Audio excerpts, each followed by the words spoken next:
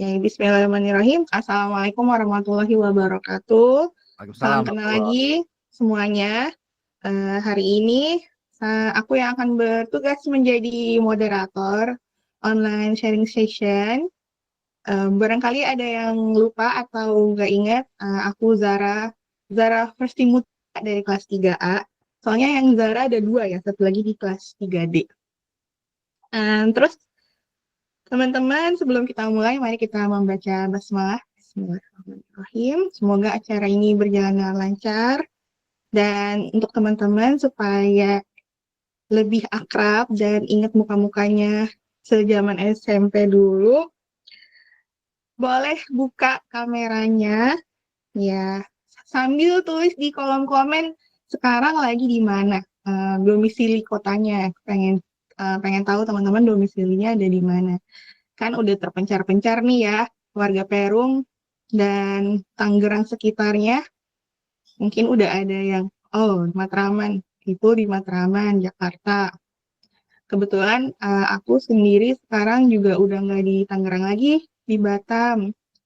Yang lain, Guna masih di Jatiuhung. Fajar masih di Perum. Aku pernah ketemu Fajar di Super Indo waktu itu, tapi cuma gitu doang, nggak nyapa, sorry. Oh ya, Iya, udah familiar lama gitu ya. waktu itu pakai batik. Oh ya. Iya, terus sedikit cerita, awalnya sharing session ini tuh udah berjalan dari bulan Desember di kalangan teman-teman waktu itu masih di OSIS untuk berbagi cerita dan silaturahmi. Nah, karena dirasa ini banyak manfaatnya buat teman-teman dan sekaligus untuk menjalin silaturahmi yang sudah terputus sekian puluh tahun, jadi dibawalah kemarin pas di rapat setuju untuk melakukan sharing session ini di grup alumni. Dan ini adalah online sharing session pertama di grup alumni. Kedepannya, insya Allah setiap bulan narasumbernya akan berganti sesuai yang udah ngisi G-Form kemarin. Alhamdulillah ada 34 orang dengan topik-topik yang sangat menarik. Dan bulan depan, based on demand, kita akan belajar itu ya, Urban Pest Management sama Nico, insya Allah. Terus untuk moderatornya, kami juga mempersilahkan teman-teman, kan banyak sekali nih MC-MC kondang kita, seperti Guna, dan dan Yasirni, dan semua yang di grup Sempana ingin jadi moderator, dipersilahkan. Jadi boleh gantian untuk menjadi moderator dan akan aku bantu sebagai admin pakai Google Meet ini gitu. Kalau teman-teman mau menjadi moderator, nanti bisa langsung kontak ke narahubung kesayangan kita yang sangat aktif di grup dan terabyte di otaknya itu nggak kayaknya banyak banget itu, yaitu Ayu Puspananda ya, atau boleh juga ke aku. Nanti kita atur tanggalnya. Nah, sebelum kita mulai, aku mau bacain dulu peraturan online sharing session ini. Peserta diharapkan datang tepat waktu. Alhamdulillah mulainya sudah sesuai jam 19.30. Kemudian saya mengencourage teman-teman buat ngebuka kameranya dan nanti materi akan berlangsung selama 45 menit. Setelah itu kalau ada yang mau respon, boleh raise hand atau tulis di kolom chat dan nanti akan aku bacakan. Kemudian mindful sama mic-nya. Dan bismillah, kita akan memperkenalkan narasumber kita, yaitu Rizky Saiful. Ya, barangkali ada yang masih ingat sama Rizky Saiful dari kelas 3A. Dulu, aku ingat di kelas A itu, dia yang memperkenalkan lagu Muse, berdua sama Tio. Cuman nyanyinya tuh bukan time is running out, jadinya time is running in, time is running in dulu tuh kayak gitu di kelas sering banget nyanyi lagu itu sampai akhirnya tahu oh ada yang namanya Muse gitu. Dan sekarang Ipul aktif bantuin perusahaan-perusahaan dan orang-orang buat lebih cuan dan aman dari Krismon. Nah, aku penasaran nih sama materinya. Berdasarkan apa judulnya tuh, apakah kamu ingin punya rumah dan mobil setengah harga? Gimana caranya? Siapa yang Ya, nggak mau ya? siapa yang nggak mau ya kan? Nah, Ipul, gimana kabarnya? Kabar baik, kabar baik. Thank you sudah diundang buat sharing. Ya, sama-sama Ipul. Jadi kesibukannya apa Pak sekarang? Sibukannya ya tadi aku jadi konsultan, bantuin perusahaan, ngajar juga, training. So, ya materinya ini terkait sama materi ini. Jadi, lihat sih bermanfaat apa enggak buat teman-teman. Oke, baik. Tanpa menunggu lagi, kan, aku udah penasaran gimana caranya tuh supaya lebih cuan di tahun 2025 di tengah ekonomi yang sedang melemah katanya. Nggak tahu benar apa enggak, jadi aku juga nggak tahu. Mari kita kosongkan gelas-gelas kita karena supaya dapat ilmunya tuh lebih masuk gitu ya. Baik, Ibu silakan untuk men-share materinya. Yo, thank you Zara. So, apa kabar semua? Langsung ya, aku share screen. Yes. Katanya nggak boleh nih Zara share screen. You're not allowed. Oh, aku tahu. Karena aku belum di browsernya. Tadi di pop up browsernya aku. Sip, sekarang terlihat putih, terlihat putih. Iya. Oke, start. Nah, jadi teman-teman, ini kan gue buka dengan sebuah poster besar, ada gambar mobil di situ, harganya diskon. Ini kisah nyata, gitu. Gue bisa dapetin mobil ini dengan setengah harga, nggak pakai kredit, nggak pakai nipu, gitu. Kok bisa? Sebenarnya sesimpel gue nabung seperti orang kaya, gitu. Gue beberapa tahun yang lalu menemukan cara nabungnya orang kaya dan gue ikutin dan gue kekumpul ya dari rupiah yang keluar tuh cuman 95 juta. Nah, gue bisa beli ini, gue bisa beli mobil ini gitu. Oke. Jadi kayak apa sih cara nabung orang kaya? Intinya di kalimat ini. Mereka nabung benda statik ya. Yang terbatas, jumlahnya harus terbatas, nggak boleh banyak, nggak boleh berlimpah, harus terbatas. Tapi harus terus diinginkan banyak orang, ya. Bukan diinginkannya nunggu tren-tren doang gitu ya, kayak batu akik atau apa glonema gitu-gitu. Tapi harus terus diinginkan banyak orang di masa depan. Nah, benda statiknya apa? Itu yang nanti bakal mempengaruhi bisa tercapai nggak nih, seberapa cepat lu bisa nabung buat umroh atau buat haji atau beli rumah, renovasi rumah, apapun itu. Nah, tergantung nih benda statiknya apa. Orang kaya banyak naruh kekayaannya di berbagai macam benda statik gitu. Nah, ini ada satu yang gue temuin, yang gue pilih dan terbukti paling cepat bikin gue dapet yang gue mau. Nanti gue bakal spill di akhir sesi ini. Dan proses gue menemukan benda statik itu gue lanjutin di slide berikutnya. Gue ceritain di slide berikutnya. Sebelum lanjut nih Zar, gue ingin menghimbau teman-teman, kalau ada pertanyaan atau apa-apa tinggal raise hand. Jadi kita nggak ada sesi tanya jawab terpisah, langsung aja potong. Nanti gue jawab sebisanya, atau bisa jadi nanti gue bahas nih di slide berikutnya, bisa kayak gitu juga kan. Jangan malu-malu, potong aja. Boleh. Langsung raise hand, nanti aku sebut namanya. Silakan bicara gitu. Yes. Baik. Oke. Nah, jadi benda statiknya apa? Nanti bakal gue share di akhir. Kenapa nggak langsung gue share? Bukan biar lo pada tetap di sini, enggak. Karena kalau ceritanya nggak gue jelasin, lo bakal nggak percaya, lo bakal salah paham. Oke, ini sesuatu yang belum cukup umum soalnya, ya. Jadi izinkan gue buat cerita dulu storytellingnya.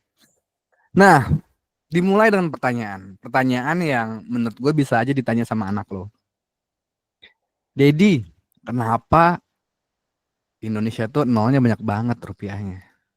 Ya sorry, rupiah di itu nolnya banyak gitu. Kenapa ya? Gitu. Nah, kalau anak lo nanya ini, ya pernah nanya ini, jawaban lo apa? Ada yang mau sharing? Silakan. Kenapa tuh nolnya banyak banget?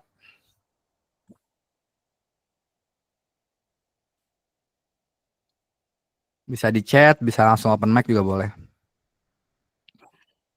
Kenapa? Karena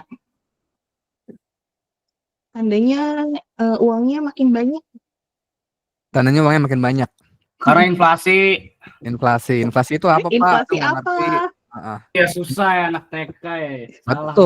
betul. Harus bisa jelasin loh.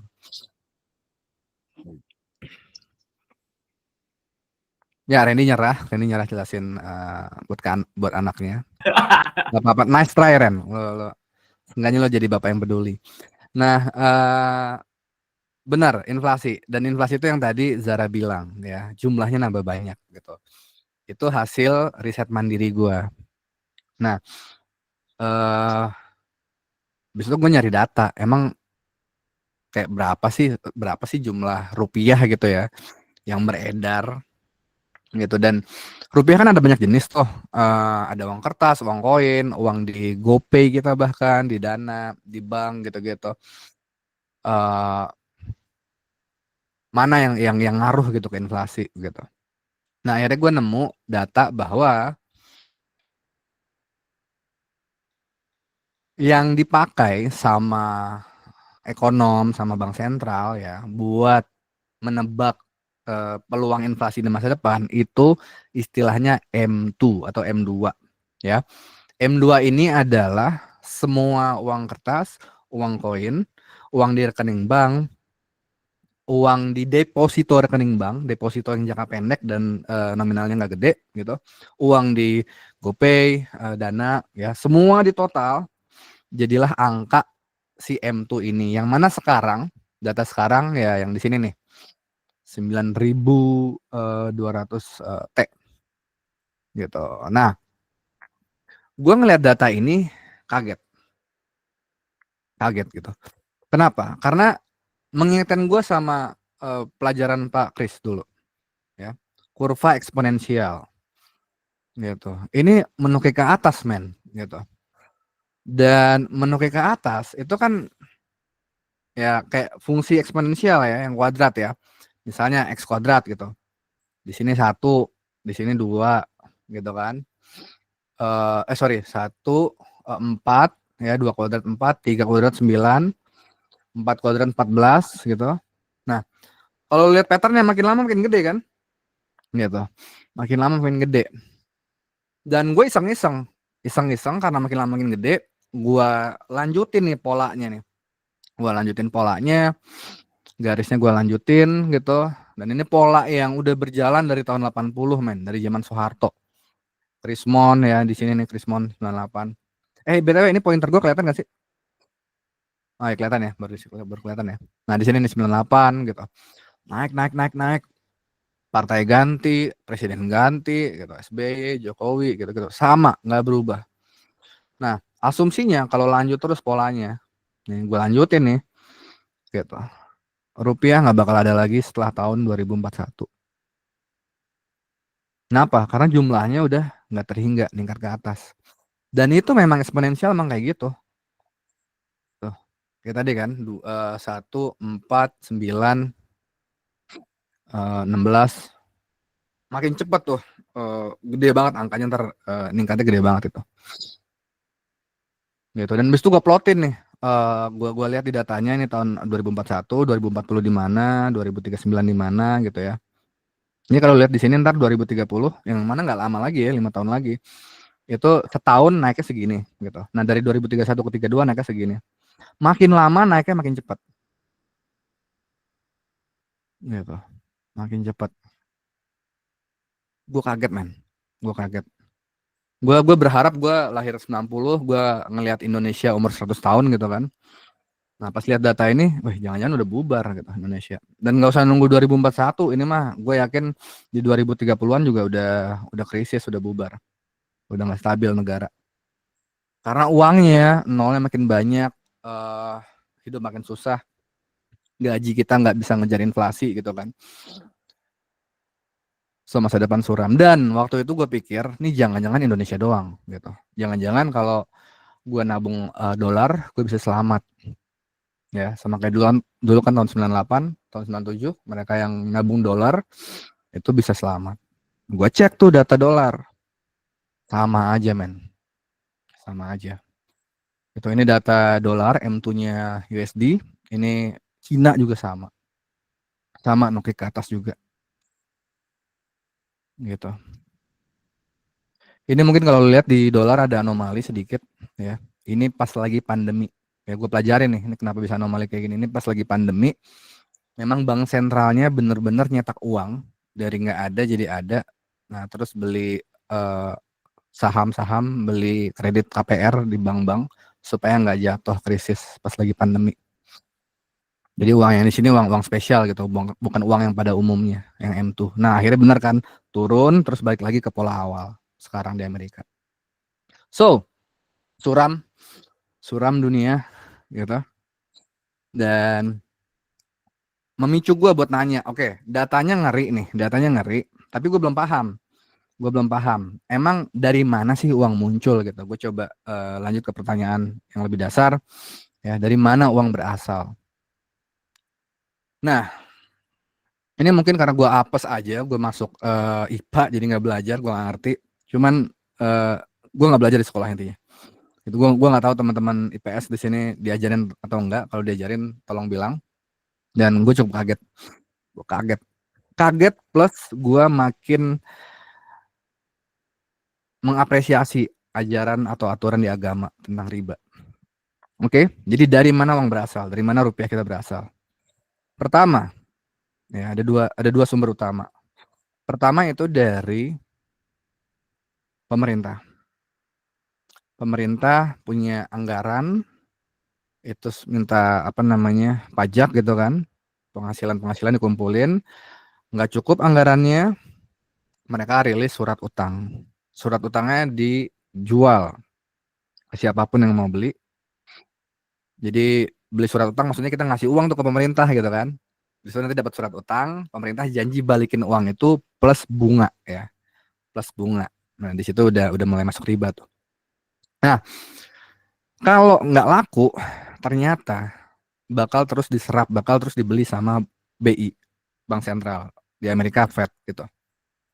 Jadi intinya pemerintah punya kantong Doraemon. Ya, gue dengar kata kantong Doraemon ini pas gue ada project di Bappenas. Jadi mereka orang Bappenas juga nyebutnya kayak gitu, kantong Doraemon. Gitu. Benar-benar bisa nyulap uang jadi ada. Gitu. Dibeli surat utangnya sama Bank Sentral, nah jadilah uang. Nah, uang yang yang dari Bank Sentral tuh bisa dibilang monetary base istilahnya di ekonomi gitu. Uang yang real. Yang bikin eksponensial ternyata bukan itu, men. Yang bikin eksponensial ternyata adalah kita. Yes, lu, gua, semua yang ada di sini. Setiap kali kita minjem di bank, setiap kali kita ngambil KPR, kredit mobil, pinjol bahkan utang kartu kredit gitu-gitu. Gimana prosedurnya? Ini kaget gue pas belajar, men. Jadi kalau lu datang ke bank, lu bawa uang 1 juta misalnya. Ini gue ambil dari yang dolar ya. Tapi bayangin aja 1 juta. Taruh ke bank 1 juta uang cash nih, cash keras nih. Nah, bank itu punya hak buat minjemin 1 juta lu itu, ya sebagian dari 1 juta lu itu ke orang lain. Dipinjemin. Nah, karena dipinjemin, orang lain saldonya jadi berubah dong. Tadinya 0 jadi ada angkanya gitu. Nah, itu bisa tiba-tiba berubah. Pertanyaan gue, saldo lu ya dari uang cash yang lu store di bank itu berkurang nggak pas lagi dipinjemin? Pas uang itu dipinjemin ke orang lain.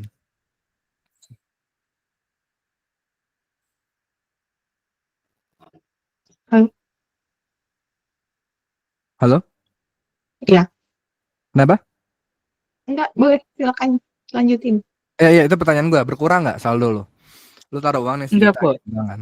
Nggak Enggak, berkurang kan? Enggak. enggak. Nggak berkurang kan? Nah, itu rekening lo yang nggak berkurangnya tuh bisa lu belanjain kan? Maksudnya tetap jadi uang lo kan gitu. Mm-mm. Gitu Iya kan. betul. Nah, sementara yang minjem itu ya bisa belanjain uangnya dia gitu. Gitu. Jadi dari satu langkah itu aja uang udah beranak.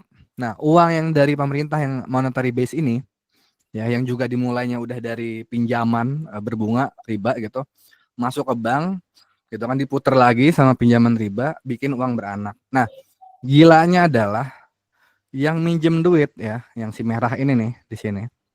Itu kan kemungkinan dia belanjain kan. Dia bukan minjem duit buat dia simpan gitu. Dibelanjain sama dia pindah ke rekening bank orang lain. Lanjut prosesnya, men. Jadi pemerintah misalnya ngeset syarat giro wajib minimum namanya itu 10%. Jadi 1 juta yang bisa dipinjemin 900.000. Nah, 900.000 ini ditaruh di bank 10%-nya bisa dipinjamin. 810.000 bisa dipinjamin. Beranak lagi. Uang beranak, beranak lagi, beranak lagi, beranak lagi. Gitu. Sampai pada akhirnya uang yang tadinya 1 juta itu ya, yang tadinya uang cash fisik 1 juta ya dari yang monetary base ini nih, uang real gitu kan. Beranak jadi berkali-kali lipat. Di sini baru 2 langkah aja udah hampir 3 kali lipat. Itulah ternyata yang bikin kurvanya kayak gini. Gitu. Kaget gua. Jadi udah gua ngeliat datanya mengerikan, satu, kedua ternyata penyebabnya adalah sesuatu yang dibenci sama Tuhan. Gua nggak ngomong agama Islam doang di sini. Banyak agama nggak suka sama riba gitu. So, nah ini ilustrasi realnya nih. Ya, jadi dari currency ya uang beneran ya mungkin kertas, uang kartal lah gitu, koin gitu. Itu bisa berkembang jadi uang utang. Sebenarnya yang ada di rekening-rekening kita itu adalah uang utang. Dan itu bisa 9 kali lipatnya. Sampai sini ada pertanyaan? Buat yang gua rekap sedikit bentar buat yang baru gabung. Jadi intinya gua lagi cerita proses gua menemukan cara orang kaya untuk nabung, untuk beli yang mereka mau gitu. Nah, proses itu dimulai dengan gua mempertanyakan kenapa rupiah nolnya banyak gitu. Dan apakah akan terus nambah terus gitu kan sampai 1 triliun ya uang jajan kita buat beli bakso. Nah, di situ. Nah, gua gali lagi apa sih penyebab ini semua gitu. Mulainya dari mana? Ternyata ada kejadian besar. Ini nggak ada di buku sejarah. Ini gua ingat nggak ada di buku sejarah. SMA gue juga belajar sejarah nggak dimasukin di sini. Padahal gede banget dampaknya.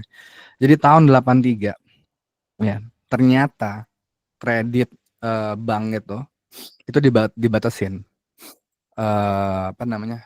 Bunganya itu dibatasin. Nah, itu hilang batasannya itu tahun 83. Bebas ya menetapkan suku bunga. Jadi ada kejadian besar tahun 83. Di sini nggak ditulis di poster ini, tapi gue tahu. Jadi yang tadi gue bilang giro wajib minimum itu, ya yang diceritain 10%, itu sebelum 83, kalau nggak salah 15%. Sorry gue bisa salah, lupa. Nah, gara-gara yang 83 ini, deregulasi 83 ini jadi 2%. Artinya tiba-tiba bank bisa minjemin uang lebih banyak, bisa mainin duit nasabah lebih banyak. Gitu. Jadi ya itu yang bikin alasan yang jadi alasan kok tiba-tiba uang membengkak gitu setelah tahun 80-an di Indonesia. Gua lihat patternnya sama, di Amerika juga sama. Peraturan yang mirip kayak gini yang 83 itu muncul tahun 80. Ya. Dampaknya ternyata ini data lain ya setelah gue gali-gali ya. Dampaknya ngeri, men. Ini dari World Inequality Report. Ya, kalau lu googling lu dapet PDF, itu dia nyatet perbedaan kesenjangan pemasukan orang kaya orang miskin di seluruh dunia. Lu bisa lihat data hampir semua negara di sana. Yang gua taruh di sini data Indonesia. gitu ya. Dan cara baca data ini gimana? Cara bacanya adalah seluruh orang di Indonesia pemasukannya yang dilaporin di pajak itu dicatat. Nah, yang paling kaya, yang paling gede 10% itu dikumpulin, terus ditotal semua pemasukannya. Ya. Nah, jadi sebuah angka kan, sekian rupiah gitu. Nah, itu berapa persen dari seluruh total pemasukan orang Indonesia yang dilaporin tahun itu. Oke. Di sini terlihat mereka di 40-an persen. Sekarang, bukan sekarang sih, ini data 2021 kalau nggak salah.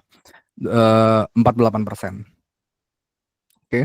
Nah, yang garis hijau itu adalah setengah populasi Indonesia dari yang paling tengah sampai yang paling miskin. Di total semua pemasukannya, nah itu berapa persen tuh dari seluruh populasi Indonesia, gitu kan pemasukannya. Cuman 12%, men. Setengah populasi Indonesia harus berebut 12%, gitu kan income. Dan kalau dilihat dari trennya, polanya, itu memburuk. Konsisten memburuk. Paling koreksi pas lagi Krismon 98. Ya orang kaya, toko-tokonya pada hancur gitu kan, ekonominya hancur. Jadi lebih dekat tuh gap pemasukannya. Tapi habis itu lanjut gitu. Nah, penyebabnya sama. Penyebabnya apa? Nih, di titik ini nih lihat nih tahun 83 gitu. Tadi yang peraturan ini nih muncul. Deregulasi bank, bikin bank jadi gampang. Duit nasabah yang diputar lebih banyak gitu.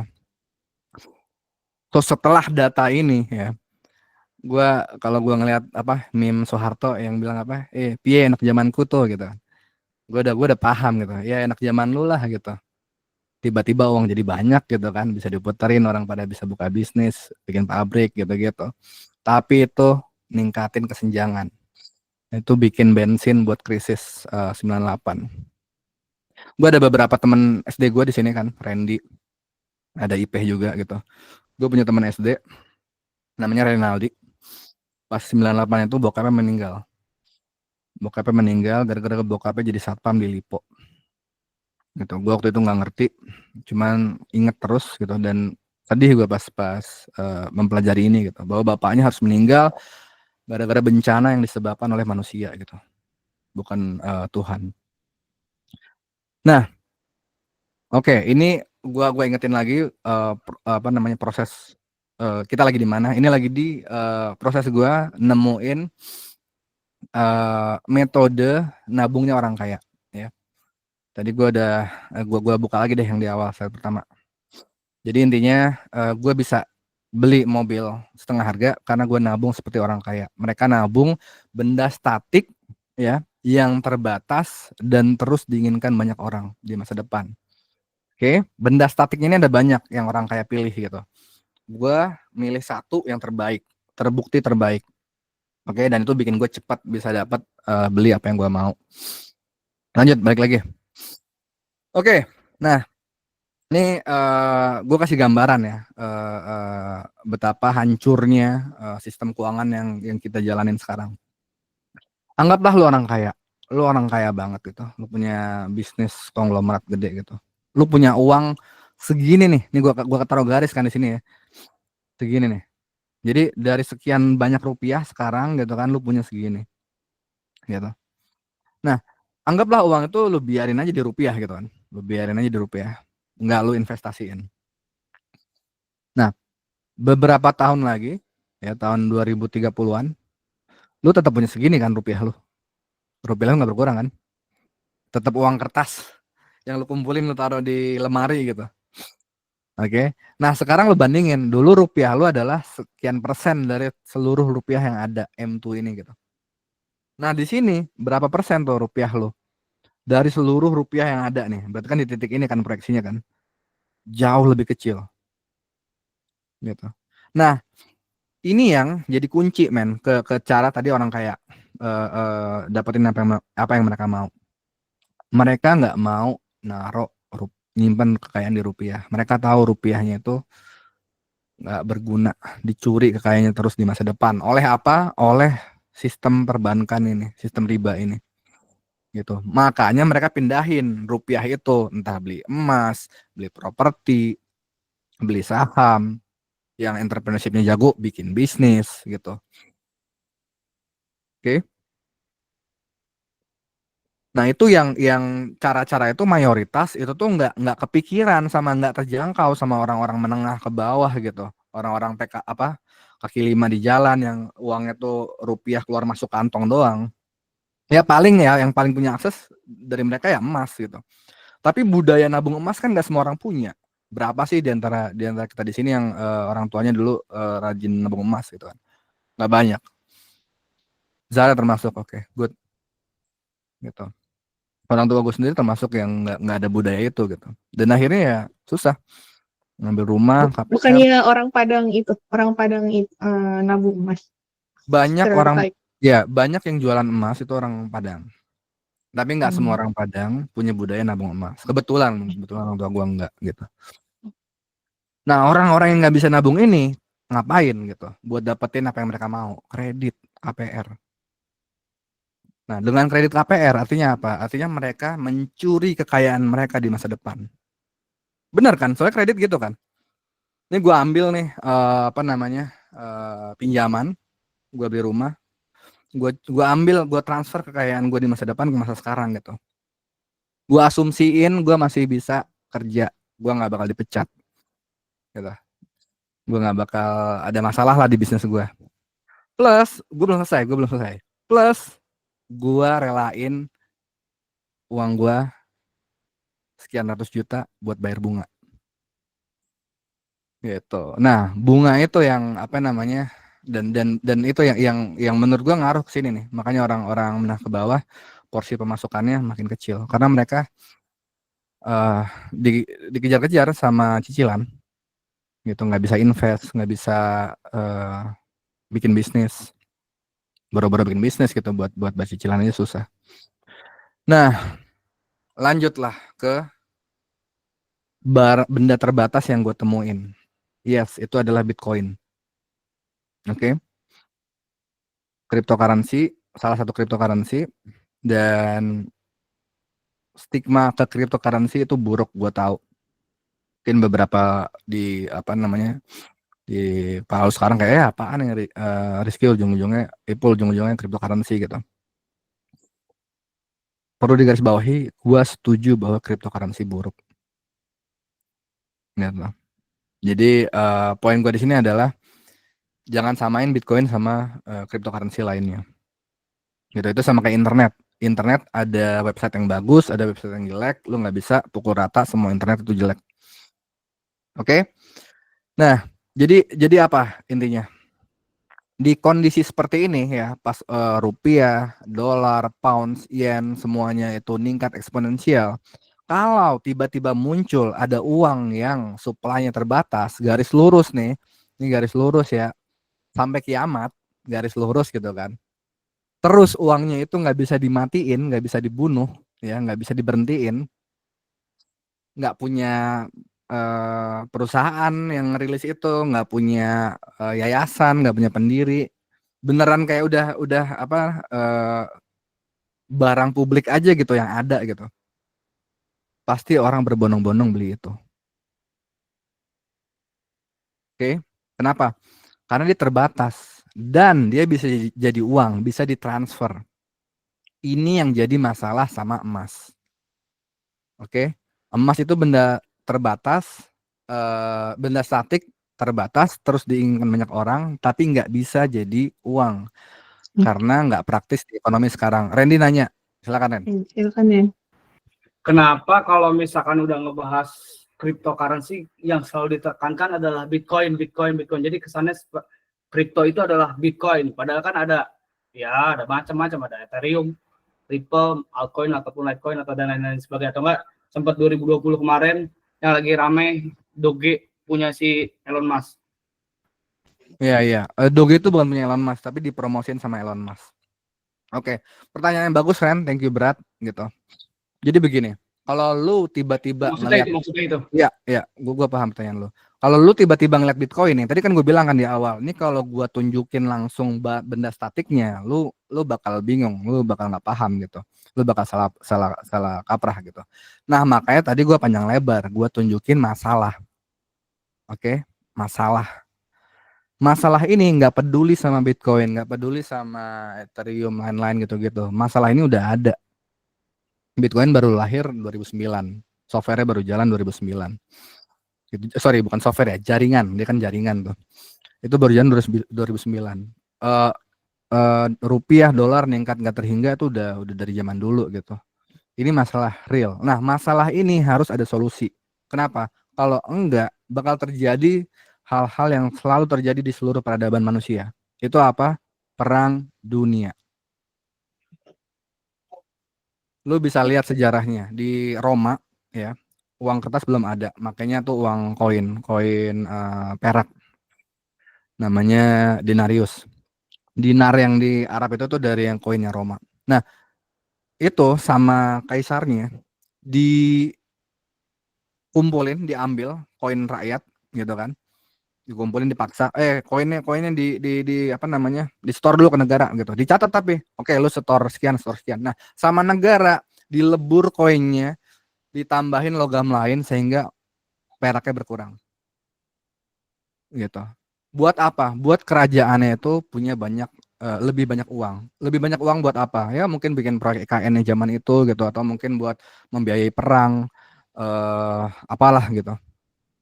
Dan ketika pemerintah sekali ngelakuin itu, mereka bakal ketagihan. Lagi-lagi ini yang gue bilang, kantong Doraemon gitu. Jadi masalah bahwa uang bisa diperbanyak oleh pemerintah itu udah dari zaman dulu. Kejadian juga di Majapahit, eh, eh, yang sebelum apa namanya, eranya Amerika, sekarang kan eranya Inggris. Inggris dulu juga begitu tahun 1800-an gitu. Dan ujung-ujungnya pas mereka apa namanya, bikin inflasi, pemerintahnya korup, bikin nggak stabil, ujung-ujungnya perang dunia gitu. Jadi ini masalah yang real.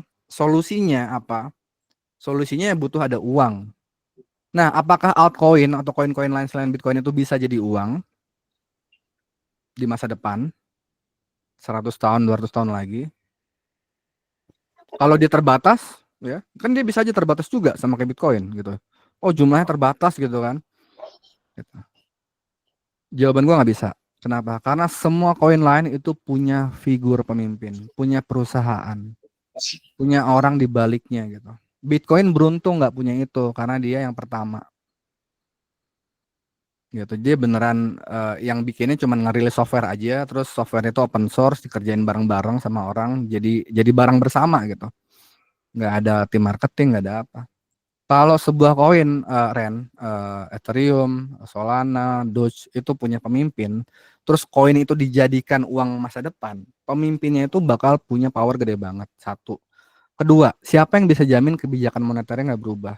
Oke lah, sekarang dia terbatas nih, kayak Bitcoin nih, garis lurus gitu. Gimana kalau ntar pemimpinnya meninggal? Terus ntar ada konflik, ntar proyek koinnya terpecah. Gimana penerusnya? Jadi selama itu masih ada orang di baliknya, selama itu nggak bisa dipercaya koin itu. Bitcoin nggak punya orang di baliknya. Gimana Ren? Terjawab nggak?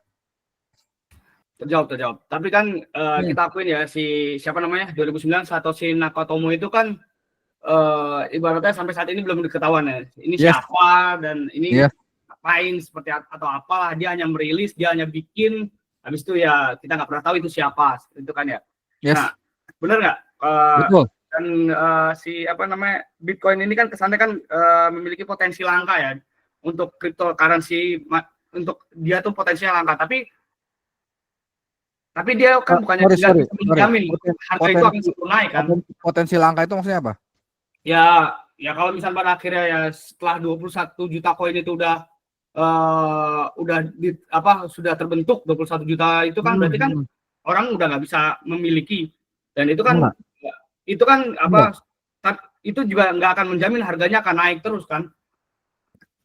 Enggak. Jadi gini, orang yang beli Bitcoin itu nggak semuanya disimpan, nggak mau jual, nggak. Justru banyak yang jual. Pasarnya ada. Makanya harganya bisa naik, bisa turun. Karena setiap saat selalu ada orang yang jual dan beli gitu. Nah, ini mungkin lanjut ke poin berikutnya. Langsung gue tunjukin data grafis harganya. Dan ini yang secara konkret nih, kenapa gue bisa beli mobil setengah harga gitu. Jadi ini yang lu lihat di sini adalah grafik harga Bitcoin. Oke. Grafik harga Bitcoin dari pertama kali dia diperdagangkan. ya. Tahun 2010 apa 11 gitu. Kalau nggak salah di sini. Nah, jangan terkecoh.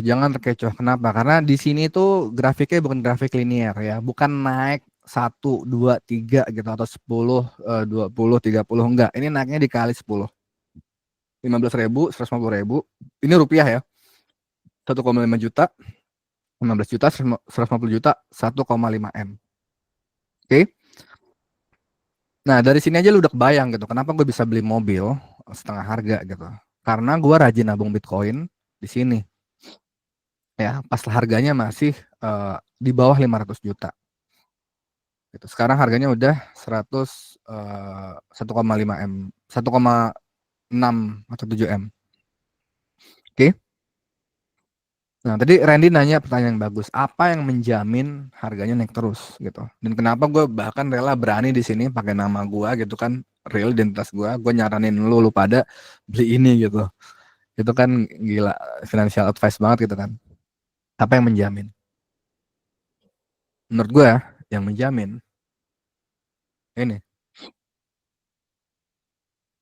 selama uang nambah terus, dan karena uang nambah terus ini sistemik banget ya, karena sistem utang itu, selama itu orang bakal lari ke uang yang lebih bisa nyimpan kekayaannya, uang yang lebih keras istilahnya tuh kalau di bahasa Inggris, hard money gitu. Dulu pas uang ini belum ada, beberapa orang kaya nyimpan emas. Tapi nggak cuma emas, ada yang mereka beli lukisan, beli jam tangan mewah gitu. Pokoknya hal-hal yang benar-benar terbatas, yang kayaknya di masa depan orang bakal tetap pengen beli gitu. Terus mereka beli perusahaan, saham-saham perusahaan gitu. Perusahaan kan perusahaan yang bagus ya, yang blue chip gitu. Itu kan terbatas tuh, dan mereka ngasilin duit gitu. Berbondong-bondong mereka naruh uang ke sana.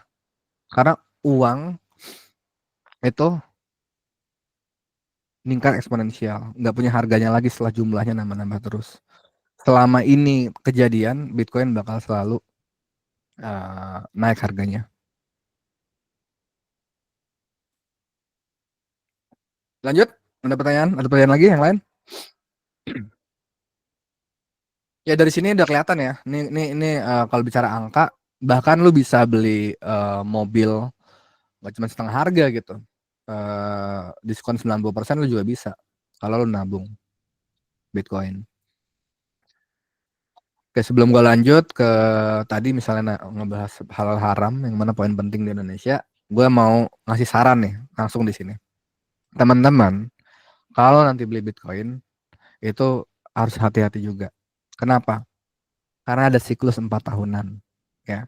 Kalau teman-teman beli Bitcoin di sini nih, waktu harganya 200 juta, gue inget peak dulu 2017.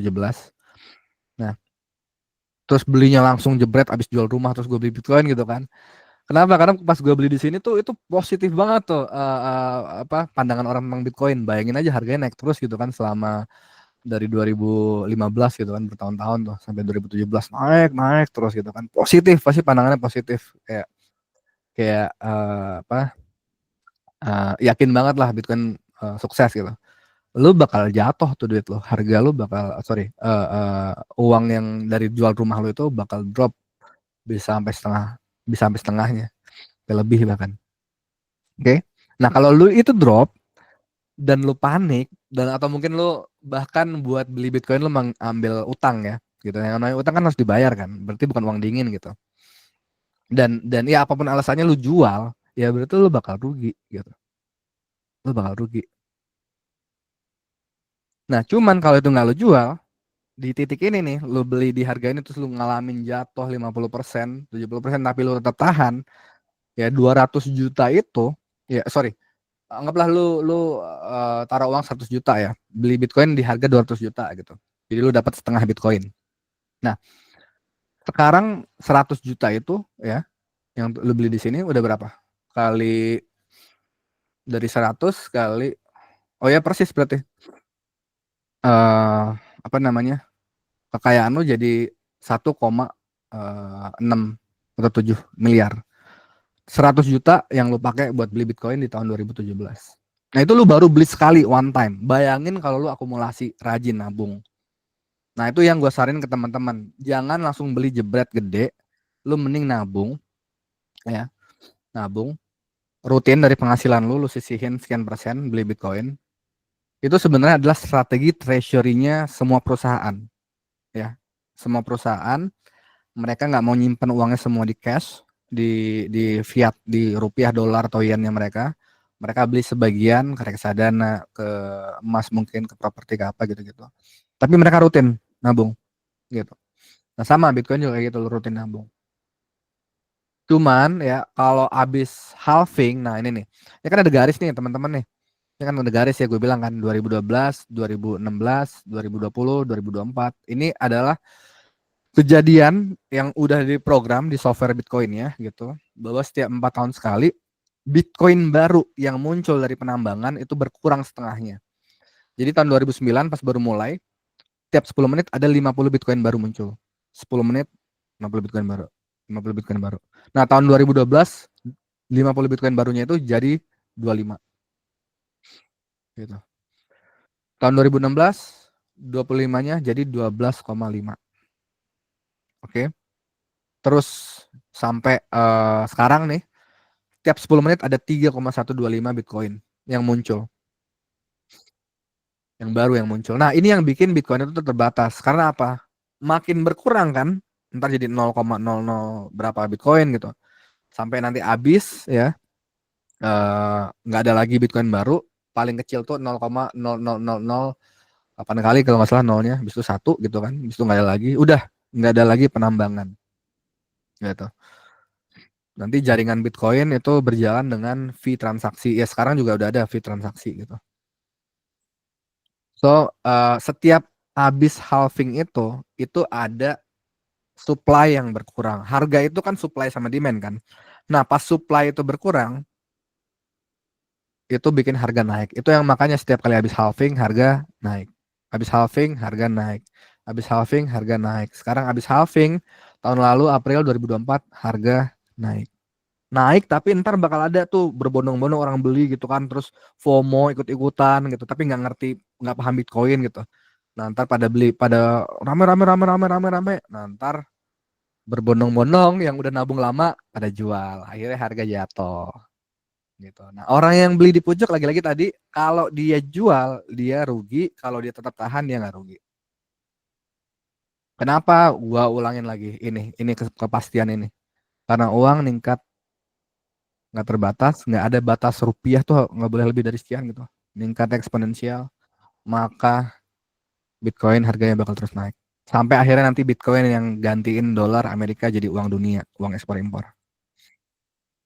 Oke, ada pertanyaan? Teman-teman yang mau bertanya boleh raise hand atau tulis di komentar. Oke, Oh, Randy. Randy. Gila. Reunian kita pertama, gue dicecer. Oh, Apa? kalau saham kan terbagi dari dua nih, Mm-mm. teknikal dan fundamental. Fundamental kan kita harus jelas dong perusahaannya apa. Kita selalu dapat laporan keuangannya dari net profit, ROE-nya, DER, macam-macam lah. Ya. EPS, BVPS-nya dan lain sebagainya. Yes.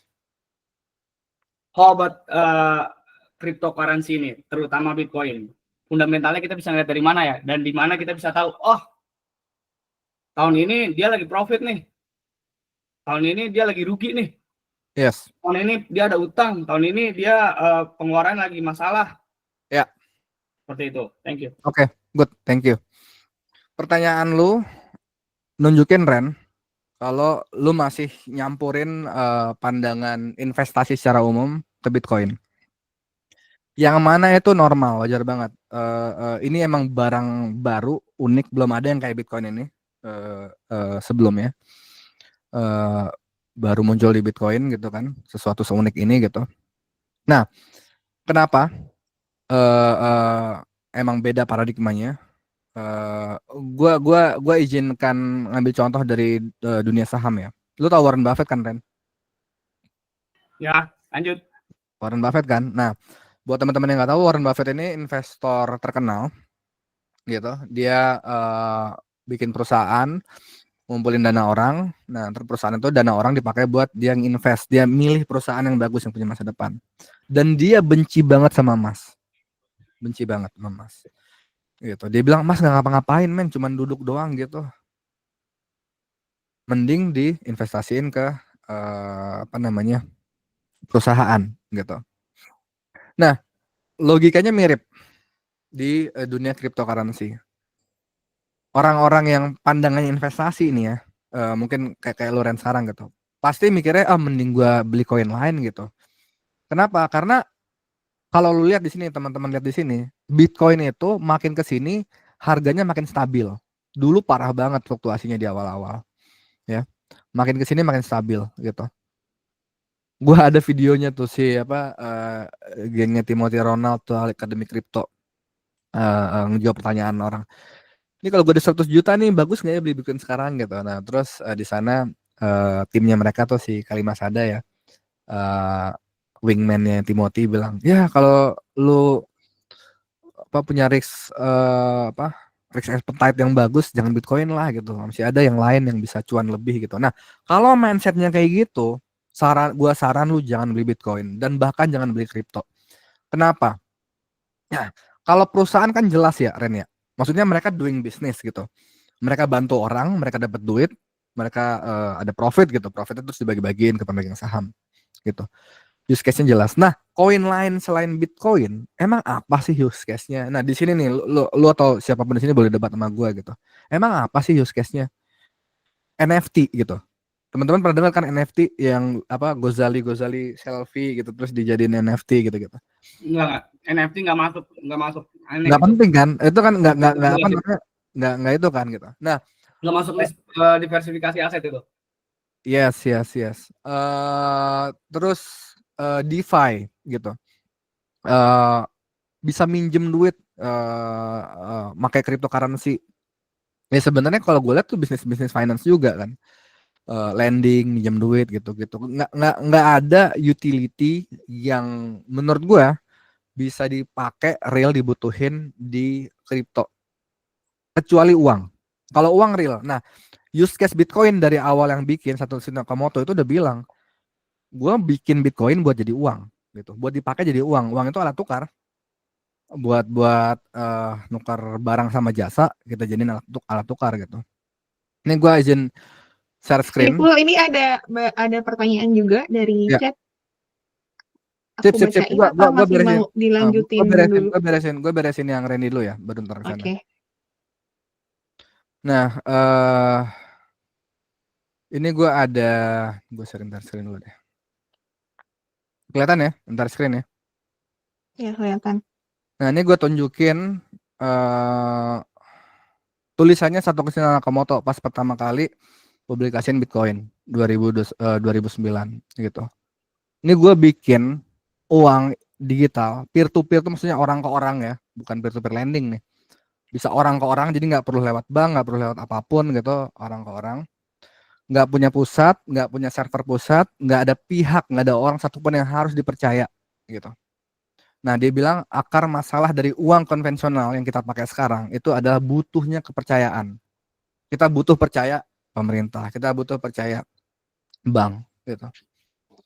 Nah, padahal datanya menunjukkan sejarah uang ya, istilahnya uang yang cuma dicap bernilai itu namanya fiat. Sejarah uang fiat itu penuh dengan pelanggaran kepercayaan tersebut. Yang tadi gue bilang nih di di Roma gitu. Uang kertas pertama itu di Cina itu abad 10 ya. Dan itu sama, cuman hidup 2 abad.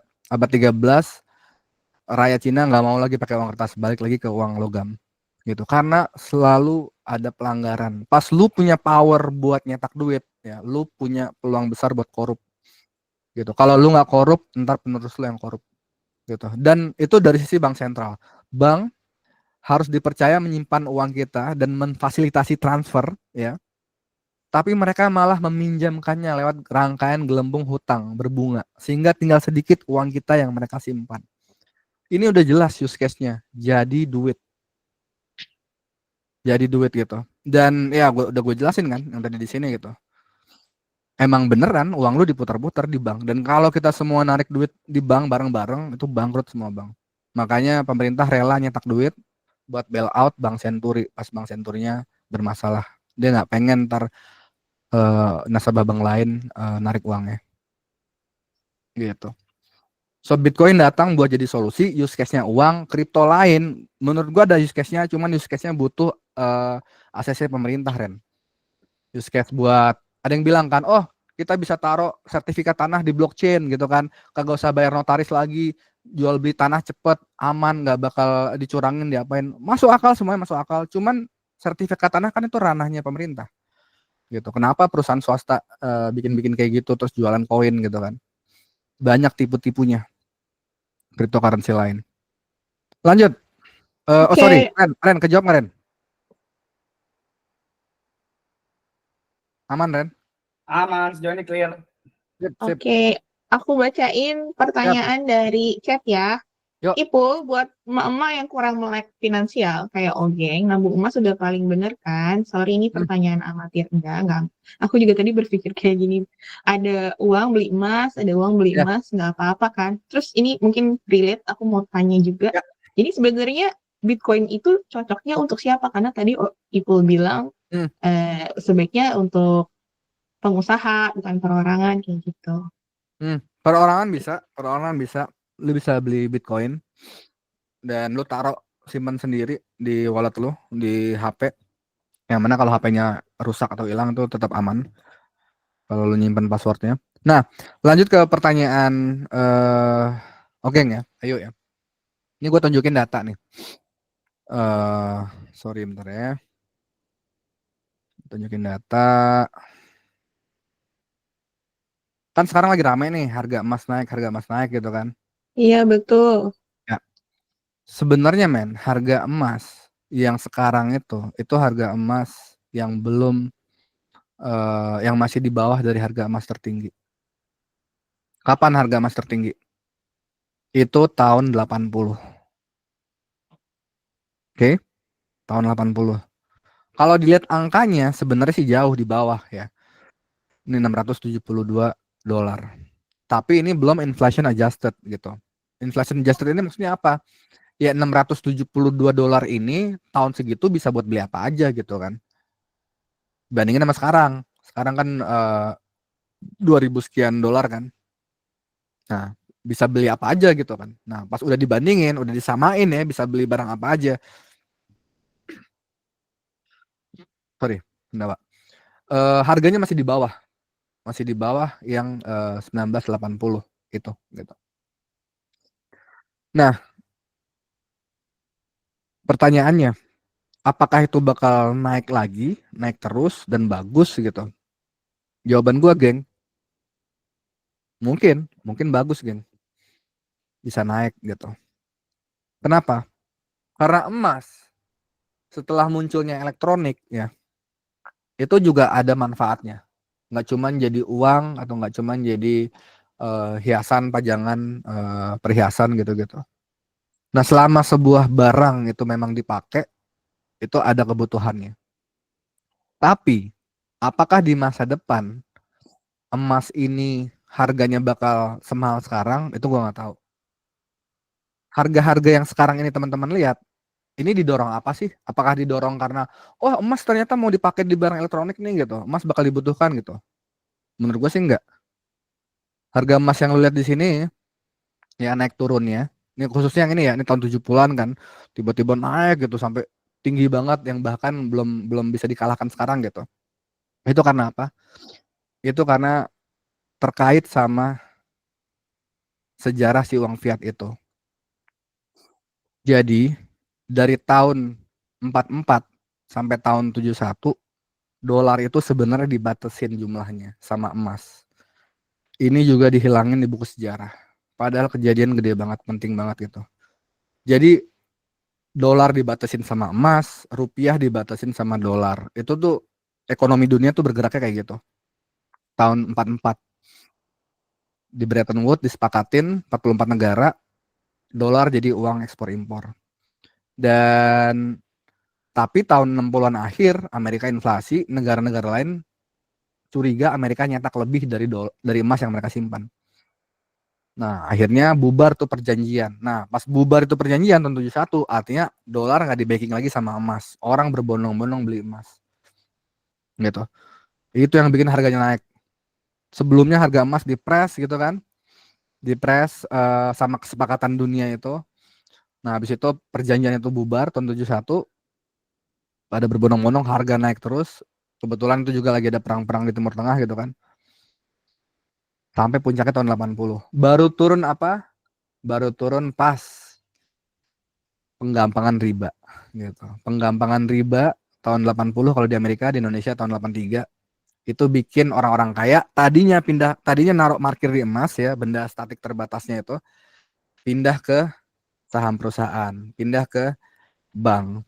Maksudnya memiliki banknya ya, saham-saham bank gitu-gitu. Turunlah harga emas gitu.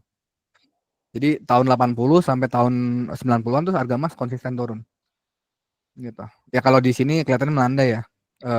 Apa namanya, cukup landai turunnya. Cuman kalau di balikin ke harga barang, harga uang buat beli barang turunnya drastis. Baru bisa naik lagi. So, emas punya harga karena perhiasan, karena apa namanya, dipakai elektronik, tapi mayority karena tadi dia adalah landasan dari uang. Nah, dengan adanya Bitcoin, geng, kemungkinan di masa depan kebutuhan akan itu emas sebagai apa namanya, landasan moneter itu udah hilang. Harga emas bisa jadi turun. Kalau makin populer Bitcoin, makin berkurang use case emas sebagai landasan uang. Apakah emas bisa jadi uang? Udah nggak bisa, geng. Kita udah transaksi antar benua, pakai kapal gitu-gitu, pakai pesawat, nggak bisa lagi transaksi pakai emas. Dulu zaman apa ya, kereta kuda gitu-gitu ya, buat pertengahan bisa. Sekarang udah nggak bisa. Gimana, geng? Menjawab nggak? Terjawab itu, terima kasih. Siap, siap. Thank you. Pul, banyaknya angka nol, ada hubungannya nggak sama adanya barang baru, harganya lebih tinggi dari barang udah ada. Mobil 100 juta, mobil listrik hybrid. Ini memicu inflasi juga bukan? Oke, kalau kalau kalau teman-teman googling, kenapa inflasi itu ada? Emang dibilang di sana banyak faktor.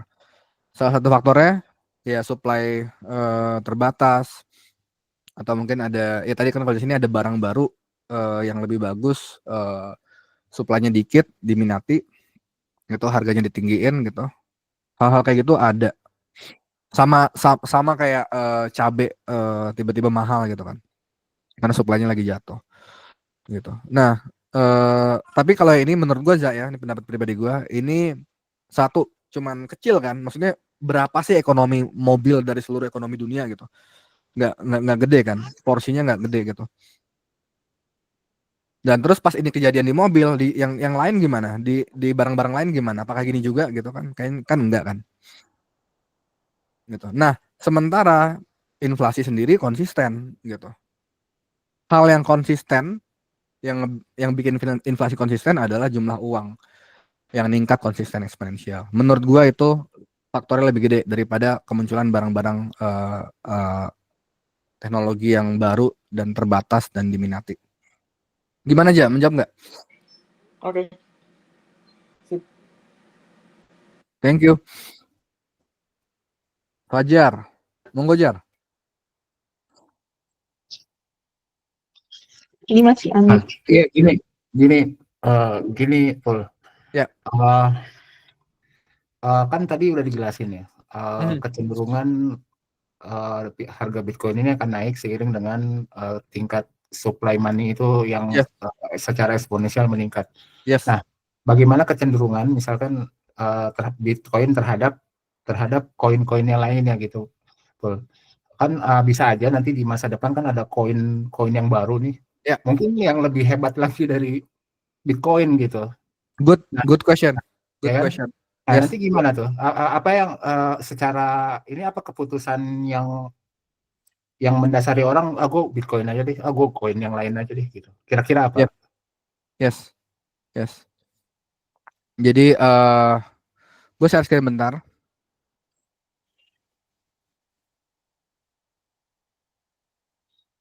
Oke, udah kelihatan?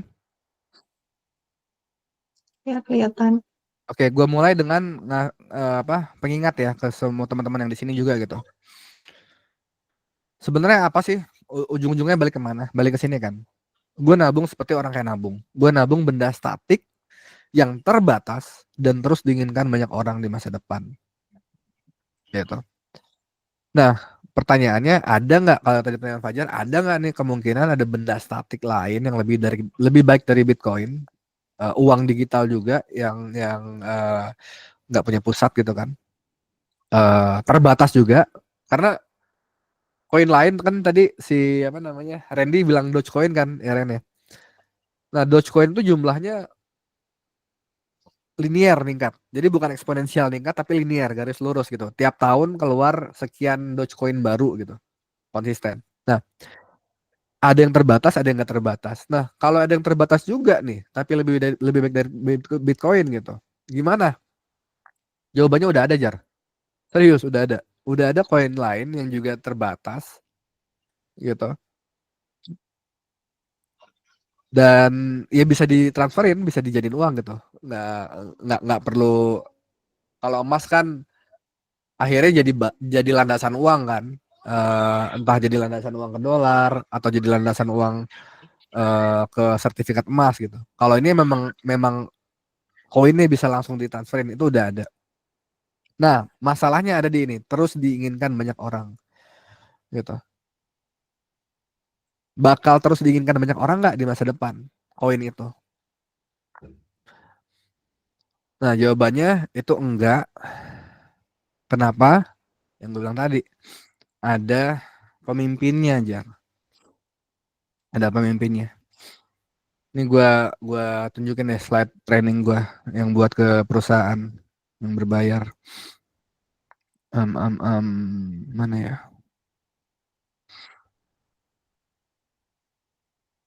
Nah, ini nih. Ini gue masih present kan, kelihatan kan, all screen kan? Iya, masih kelihatan. Oke. Nah, ini Bitcoin dan koin-koin lain yang diurutkan berdasarkan market cap. Market cap itu jumlah koin yang beredar dikali harga per satu unit koin. Ini hitungan umum kok, market cap emas, market cap saham Amazon, Google itu juga ada. Ya, tapi yang di sini yang diurutin cuman yang cryptocurrency. Nah, ini ada yang kedua Ethereum, Tether, ASRP gitu-gitu. Semuanya punya bos, semuanya punya figur di belakangnya. Ya, ada yang kayak Bitcoin, terbatas, tambangnya perlu energi gitu. Tapi itu jauh di bawah. Kalau yang lain tuh udah ini Ethereum udah 4 kali kebijakan moneternya berubah gitu. Yang lain pada nggak terbatas. Nah ini Tether sama USDC ini gua nggak masukin. Kenapa? Karena mereka adalah koin yang diciptakan untuk merepresentasikan USD. Jadi harganya tuh fix $1 dolar USD. Ya berarti kan bukan jadi apa pengganti kalau dolar ambruk kan gitu. Itu sih Jar. Keberadaan orang itu bikin mereka nggak punya masa depan, nggak bakal terus diinginkan sebagai uang. Ya, ini Dogecoin nih Dogecoin kan nggak terbatas gitu. Ya, mereka semua pendiri koin-koin ini tahun 2200 ya bakal jadi tulang gitu. Seperti apa nasib proyeknya nggak ada yang tahu. Bitcoin nggak punya figur di belakangnya. Karena tadi yang bikin memutuskan buat anonim cuman bantu ngoding aja bareng-bareng gotong royong sama programmer lain ya open source kan. Habis itu menghilang tahun 2010. Sorry 11 Pak, gue lupa. Nggak lama menghilang. Tadi ada yang nanya ya? Gue nggak lihat. Ya, ada banyak pertanyaan ini di chat. Yap. Tadi juga Randy raise hand. Kita mau Oh ya. utamain yang raise hand dulu apa? Boleh, chat dulu? boleh. Kemungkinan kalau terkait sama statement gue silakan Ren. By the way, kita 20 Lanjut Pul, menit yang lagi chat itu. dulu aja Pul. Oke, boy. Oke, bos. Tika, baru banget belajar Bitcoin. Apakah Bitcoin harus dibeli per satu Bitcoin gitu? Enggak, jawabannya enggak ya. Tadi kan penambangan Bitcoin sendiri sekarang tiap 10 menit itu muncul 3,125 Bitcoin gitu. Jadi bisa komanya sampai 0,00008 kali kalau nggak salah satu. Jadi satu Bitcoin itu terdiri dari 100 juta Satoshi gitu. Satu Satoshi itu unit terkecilnya. Nah kalau satu Satoshi ya penambangannya itu 1 menit udah satu Satoshi. Habis itu 4 tahun lagi udah nggak ada lagi Bitcoin baru. Jadi jawabannya enggak ya. Eh Nabung Bitcoin dicicil berapa persen dari gaji? Maksudnya bisa dibeli sesuai kemampuan? Bisa banget, bisa banget. Jadi kan rupiah kebetulan nolnya banyak ya. Nah sekarang Bitcoin juga harganya kan 1,67 atau 7 M gitu. Jadi enak tuh konversinya. Ya pas Bitcoin dulu harganya 1 M, ya berarti satu Satoshi itu 10 rupiah. Sekarang berarti satu Satoshi ya berarti 17 rupiah. Bisa. Aplikasi beli Bitcoin terpercaya di mana? Di Indonesia itu kan ada namanya exchange. Exchange itu perusahaan tempat penjual sama pembeli Bitcoin ketemu, bukan ketemu ya, dia bertransaksi lah, tapi nggak langsung gitu. Mereka jadi mediator. Nah, semuanya itu udah terregulasi sama pemerintah Indonesia. Jadi bisa dibilang aman. Cuman keberadaan exchange itu sendiri itu teman-teman harus hati-hati. Kenapa? Mereka bisa banget menipu, bahkan lebih parah dari bank. Kalau bank kan terregulasi ya. Ya, jadi dulu di Amerika ada namanya FTX, exchange terkenal, salah 2 terbesar di dunia gitu. Nah, yang punya exchange itu ternyata main-mainin duit nasabah gitu. Jadi semua fiat yang disetor dia mainin, Bitcoin yang disetor ke sana juga dimainin gitu. Jadi kalau kita punya aplikasi exchange misalnya di Indonesia ada banyak kan. Dulu yang pertama Indodax, terus Ajaib, Pintu, toko kripto, bla bla bla gitu. Nah yang kita lihat di aplikasi itu bukan Bitcoin, itu cuma angka, bukan Bitcoin. Harus kita pindahin ke dompet pribadi, gitu. Jadi lu beli aja di sana, exchange Indonesia terpercaya. Nah abis lu beli, eh ya misalnya lu beli sebulan lah, lu beli tiap minggu. Nah pas lu beli tiap bulan, lu pindahin ke dompet pribadi lo. Terjawab, Dimas, Ajis? Oke, Randy masuk. Silakan Ren. Kalau nyambung topiknya boleh Ren. Ya, enggak lagi. Oi. Terkait salah satu gua nggak berani besar investasi ke kripto itu adalah mereka tuh pakai wallet, nggak seperti halnya kayak misalnya saham, kita harus pakai RDN seperti itu kan ya. Nah, maksud gua gini. Sorry, boleh diulang. Gua nggak nangkap. Apa namanya, exchange yang di Indonesia lah, misalnya kayak Indodax atau dulu kan VIP Bitcoin atau toko kripto atau Ajaib itu kan mereka kan semuanya pakai wallet ya. Wallet itu sebenarnya ditampung di tempat dia sendiri kan ya. Nah, seperti halnya kasus waktu zamannya FTX pada akhirnya dibawa lari gitu kan. Nah, pertanyaan gua, ada nggak sih exchange yang modelnya itu ya kayak saham gitu loh? Jadi kita punya RDN sendiri ya. Kalau saham kan ada istilahnya RDN ya, rekening dana nasabah gitu, yang emang sebenarnya itu rekeningnya di kita juga, duitnya di kita juga gitu. Seperti itu, Bos. Apalagi sorry nih. Tahun kemarin 2024 atau 2023 kan sempat ada isu kalau Indodax itu sempat nggak bisa diakses, terus sempat ada isu kalau misalkan kebobolan dan lain sebagainya. Mungkin itu jadi salah satu orang-orang menjadi ragu buat berinvestasi di kripto seperti itu kan. Ya termasuk gua juga nggak berani besar, pada akhirnya ya udah di seperti itu, Bol.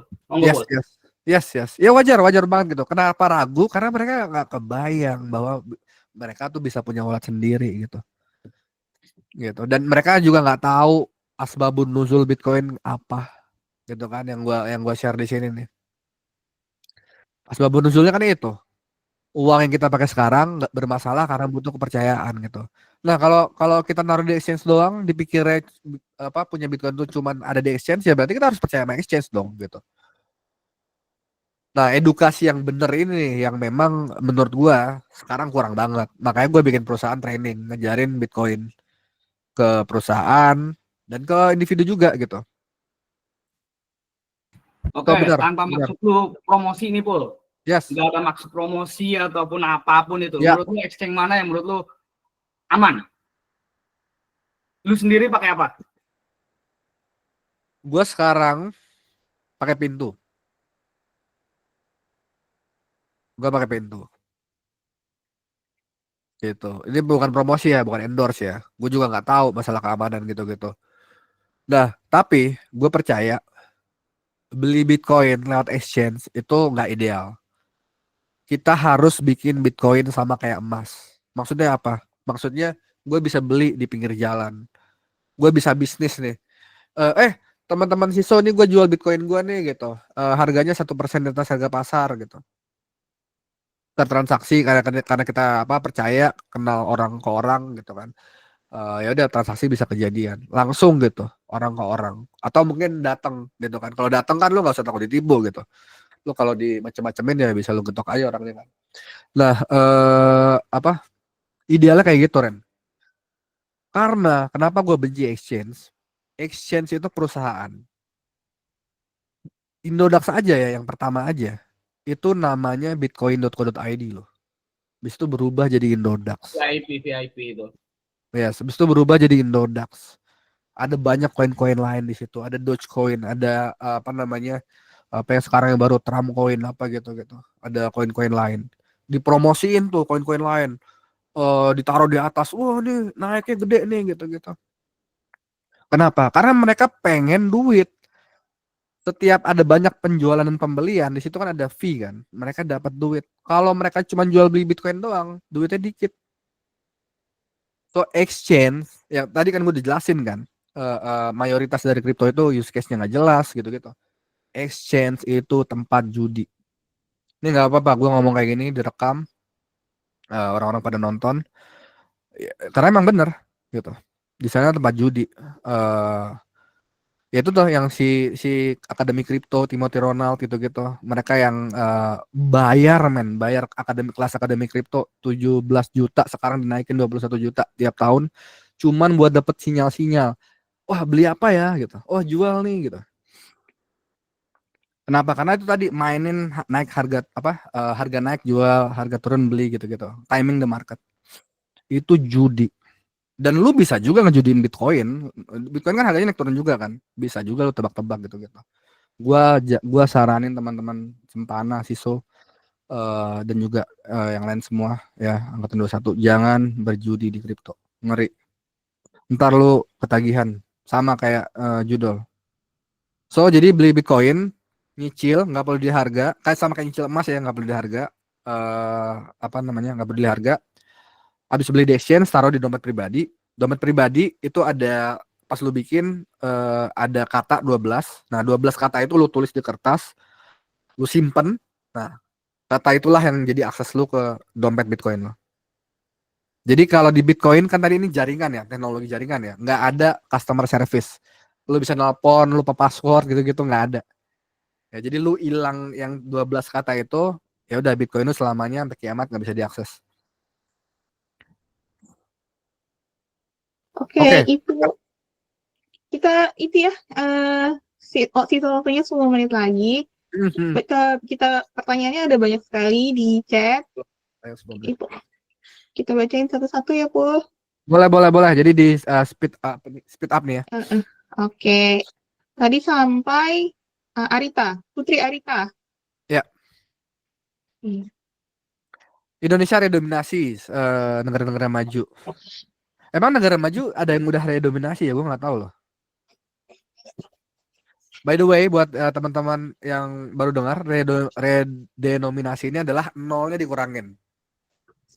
Nolnya dikurangin. Karena udah pernah dengar wacana itu di Indo walau belum ada realisasinya. Kalau suatu terjadi adakah pengaruh Bitcoin ini gak? Pertanyaannya keren banget, gue salut. Keren. Nah, jadi gue balik ke sini, ke slide ini. Gitu. Kan angka nolnya dipotong ya. Angka nolnya dipotong. Harusnya berarti nggak masalah dong. kita cetak uang aja terus gitu kan. Kenapa? Karena pas nolnya udah banyak, nanti dolar juga kan inflasi juga kan dolar kan, nolnya juga banyak, habis nolnya udah 3 tuh, dipotong lagi 3 nolnya jadi balik lagi ke $1 gitu. Happy dong semuanya dong gitu. Jawaban gua tetap bermasalah. Tetap bermasalah.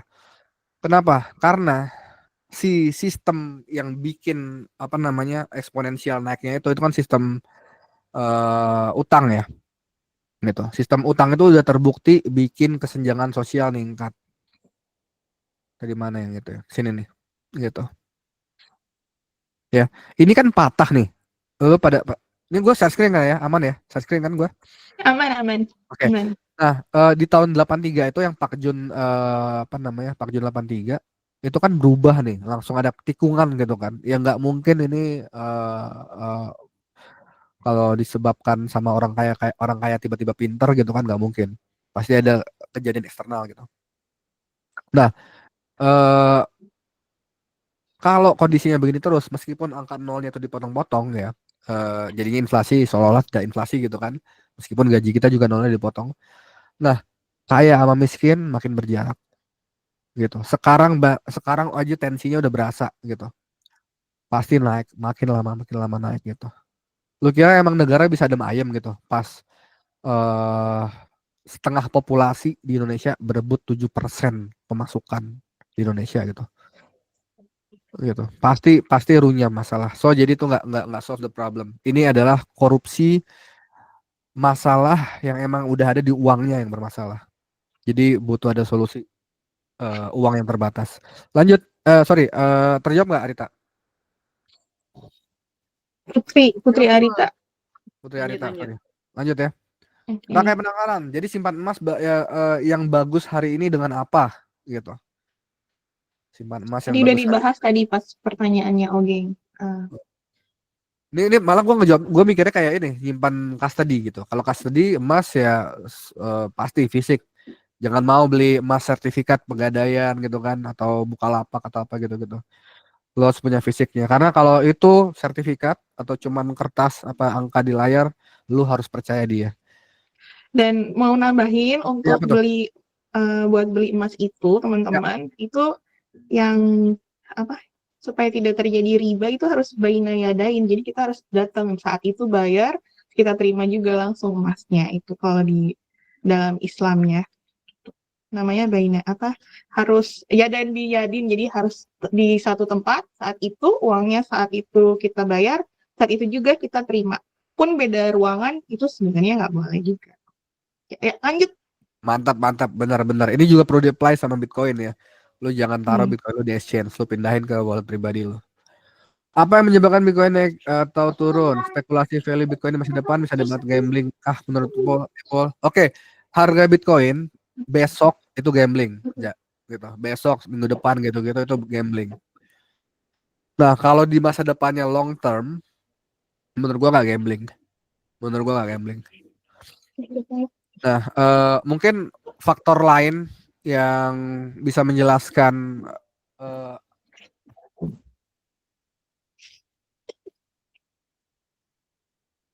nah, ini gue tunjukin apa acara gue. Gue sebenarnya pengen nunjukin posternya nih yang di sini nih. Jadi gue ada acara, emang sih ditujukan ke bankir gitu, ngebahas bahwa emang BlackRock, Bank of America, Goldman Sachs, Standard Chartered, bank-bank di Amerika itu udah pro ke Bitcoin, gitu. Dan negara bagian di Amerika, New Hampshire, Arizona itu udah meresmikan undang-undang yang bikin mereka bisa nyimpan Bitcoin secara Pemda ya, secara Pemprov ya. Kalau negara bagian kan kayak Pemprov gitu. Presiden Rusia Putin udah memuji Bitcoin di depan umum gitu. Negara ada yang udah akumulasi Bitcoin, beneran nabung Bitcoin rutin. Negara kecil sih emang El Salvador, dan kebetulan El Salvador ini uangnya udah mati pas Krismon. Jadi mereka sebelum ada Bitcoin transaksinya pakai dolar Amerika gitu. So, ini mungkin bisa ngasih latar ya, bahwa kalau mungkin lu beli Bitcoin tahun 2010, 2011, yes, itu spekulasi gitu. dan lu beli pakai banyak uang lu simpan beli Bitcoin gitu kan pas harganya masih 1.000 perak atau 200 perak, itu bodoh, itu spekulasi. Tapi sekarang institusi udah nerima Bitcoin, udah tahu masalah ini gitu. Lanjut. Gimana aja, aman ya? Aman. Thank you. Oke, 4 menit lagi. pertanyaan terakhir ya. Pertanyaan terakhir dari Cipto. Ya boleh. Ya, menurut lo Satoshi Nakamoto orang apa AI? Kalau orang normalnya dia punya keinginan buat jual sisa Bitcoin yang dia punya sekitar 1,7 juta Bitcoin. Kalau dicairin mungkin dia jadi manusia terkaya sejagat. Kenapa dia nggak nafsu jual? Oke, jawab dulu yang nomor 1 itu. Oke. Jadi kalau gue jadi Satoshi Nakamoto, gue nggak bakal jual 1 juta Bitcoin itu. Nggak bakal jual, gitu. Ngapain gitu? Kalau gue jual, sorry, ini mungkin juga apa namanya konteks buat teman-teman yang masih di sini. Ini anak gue udah berisik-berisik, pengen gue berhenti. Kedengeran nggak? Keganggu nggak? Enggak, Aman ya? aman. Oke. Nah, kalau gue jadi Satoshi Nakamoto, yang 1 juta, sorry, gue lupa. Tadi gue mau cerita. Di Bitcoin, seluruh rekeningnya atau addressnya, dompetnya itu kebuka. Terbuka buat umum, jadi bisa diaudit. Oke? So kita bisa lihat nih 1 juta koin yang ditambang sama Satoshi pas dulu dia sendirian ya. Jadi dia punya 1 juta koin Bitcoin gitu. Itu tuh bergerak atau enggak ya, kejual pindah atau enggak, itu tuh bisa dilacak. Semua orang lagi ngelacak, lagi mantau sekarang. Dan sampai sekarang dari 2009 sampai sekarang itu belum pernah bergerak 1 jutanya. Nah, lanjut ke pertanyaan Cipto, apakah apa namanya? Bakal bergerak di masa depan? Bisa jadi gitu, tapi menurut gua nggak bakal. Dan kalau gue jadi dia yang 1 juta itu gue keep, tapi gue punya tapi gue punya komputer lain gue nambang Bitcoin, mungkin nggak 1 juta itu, mungkin cuman berapa 10.000 Bitcoin atau apa, dan yang gue jual yang di situ gitu. Dan kalau akhirnya itu dijual pun atau bergerak Bitcoin 1 juta itu, menurut gue tuh ya bakal bikin harga Bitcoin jatuh, tapi in the long run nggak bakal bikin Bitcoin jatuh. Kenapa? Ya cuman Bitcoinnya aja yang bergerak gitu. Secara sistem kan tetap terbatas 21 juta, tetap bisa ditransfer gitu-gitu. Kan inti Bitcoin itu. Seberapa Oke. yakin lo di masa depan Bitcoin naik terus? Gimana? Gue lanjut ke yang kedua atau? Iya, langsung lanjut ke 2, boleh? Oke. Di masa depan Bitcoin akan naik terus karena gue tadinya main BTC di harga Oke, gila nih OG, Cipto OG man. Udah beli Bitcoin tahun 2013. Gila, gue belum dengar Bitcoin. Gue baru dengar 2017. Itu pun juga gue belum invest karena gue belum paham waktu itu. Tapi gue jual karena waktu itu turun sampai 30 jutaan, artinya oke. Jadi bahkan ya yang gue ceritain tadi ya, ini ada buktinya langsung kan nih. Cipto jual rugi ya. Jual rugi Bitcoin karena turun terus dijual. Lah, seberapa yakin lu di masa depan akan naik terus? Again, tadi gua ulang-ulang lagi, karena uangnya bermasalah, uang rupiah, dolar, yen, semua itu bermasalah. Tadinya dibatasin sama emas, batasan emasnya hilang tahun 71, Nixon shock. Sekarang juga berkembang gara-gara utang riba. Utang itu susah di stop ya. Sistem utang itu susah banget di stop. Udah sistemik soalnya gitu. Maka gue yakin banget Bitcoin bakal naik terus. Oke. Pertanyaan terakhir ke Randy. Randy, boleh tanya terakhir. Sama aku mau tanya sebenarnya, Bu, ini Cool. iya, silakan Randy. Apa Ren? Kalau lihat dari grafiknya Bitcoin zaman 2016 atau 2017 kan sempat sampai 300, habis itu gocap. Benar kan ya? Pas Covid sempat hampir nyentuh 1M, akhirnya roboh lagi. Ya, kalau istilahnya kan kita bisa bilang itu bubble crash ya. Pertanyaannya, kapan waktu yang tepat buat investasi Bitcoin? Apakah kita harus belajar technical dulu, belajar moving average atau belajar ya teknikal macam-macam seperti itu, Bol, atau langsung aja masukin seperti itu. Oke, Ren, yang lu bilang tadi, ini gua berdasarkan pertanyaan lu, gua assume lu investor, trader ya, investor ya. Lu cukup paham finansial, lu bilang technical, fondasi gitu-gitu. Lah, itu bisa aja Ren, lu lakuin di Bitcoin. Lu coba make teknik-teknik apa namanya? eh tebak-tebak harga gitu kan. Tapi ada matematikanya gitu. Boleh lu lakuin, silakan gitu. Tapi yang gua saranin ke mayoritas orang dan bahkan ke semua orang sih sebenarnya. Kagak usah cara itu. Itu ada sisi spekulasinya dan lu juga bakal nanti energi lu, waktu lu bakal habis ke sana gitu. Mendingan lu cari uang, cari sampingan gitu. Lu dapat uang rupiah lebih banyak, nah lu beliin Bitcoin. Gitu. Saran gua tutup mata sama sisi trading dari Bitcoin. Cuman, nah ini ya, the devil is in the details kan. Gua nyaranin dulu pada buat juga mantau ini Bitcoin Rainbow Chart gitu. Apa sih Rainbow Chart ini? Nah, intinya ini menggambarkan aja eh apa? Nanti bakal ada masa di mana ini kok harga konsisten naik sih, bertahun-tahun naik gitu kan. Pasti diberitain heboh terus FOMO. Orang-orang pada pada apa namanya? eh beli tapi belinya beli panik gitu dan nggak belajar fondasinya kenapa Bitcoin diciptain gitu-gitunya dan bakal bikin harga tuh menukik ke atas. Nah, saran gue jangan beli pas udah orange ini atau merah-merah ini. Kenapa? Kalau naik ke orange atau merah-merah ini dan naiknya itu apa namanya menukik gitu kan konsisten, kemungkinan besar bakal jatuh. Kenapa? Karena bahkan orang yang setuju sama Satoshi dari sisi ideologi ya, orang-orang yang apa namanya idealis gitu-gitu, mereka bakal jual. Mereka juga bakal jual karena mereka butuh hidup, mereka pengen beli mobil, mereka pengen beli rumah atau gitu-gitu. Nah, mereka aja jual ya berarti harga bakal jatuh. Sampai Bol, nanti konsep dasarnya rainbow itu kan setengah lingkaran, Bol. ya, kenapa? Konsep dasar rainbow itu kan setengah lingkaran. Heeh. Terus Jadi ada kemungkinan dia di ujungnya nanti bakalan di bawah dong. Kalau kita pakai rainbow chart. di ujungnya nanti bakal di bawah, gue bingung.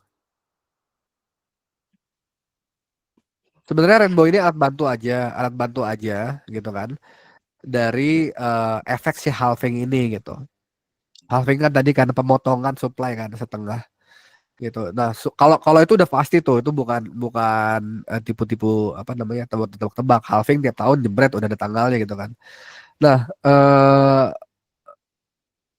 abis halving kemungkinan bakal naik gitu kan. Karena sebelum halving tuh biasanya harga udah stabil gitu. Jumlah yang jual sama yang beli tiap hari atau tiap detik itu kayak udah stabil gitu. Nah, abis halving karena supply barunya itu turun, kemungkinan bakal naik. Nah, naiknya ini gue minta buat teman-teman pantau. Intinya simpelnya adalah kayak gini, jangan beli Bitcoin pas lu lihat sekitar lu orang-orang banyak yang nggak ngerti, cuman gara-gara berita beli. Karena biasanya pas kayak gitu bakal jatuh. Mending lu tunggu ntar berita-berita Bitcoinnya itu apa adem, baru mulai nabung. Nah, nabungnya itu lu nggak usah peduli nih sama yang naik turun yang detail, yang level harian, level detik. Nah, bagian itunya judi. Gimana, Ren? Clear, Bol. Baik. Sip. By the way, ini waktu kita sudah habis dari jam Ya. 9, tapi aku ada pertanyaan terakhir Boleh. untuk wrap up ini. Ya. Dari sisi Islam, ini hukumnya bagaimana? Halal atau Nah, tidak? Ibu tadi sempat mention, tapi betul. belum dijelaskan. Betul. Ini gue masih share screen kan ya. Masih Nah, ini kelihatan. penting. Ya, ini penting banget gitu. Gue sempat bikin acara sama Ustadz Ahmad Suryana. Beliau lulusan Universitas Arab ya, bagian finance juga gitu. Dan di acara itu dijelasin ya bahwa satu, nggak ada di dalam Islam bilang uang itu harus dirilis sama negara. Gitu. Bitcoin ini kan uang yang nggak dirilis negara kan. Gitu. Nah, nggak ada bilang bahwa oh uang itu harus dirilis negara, itu nggak ada.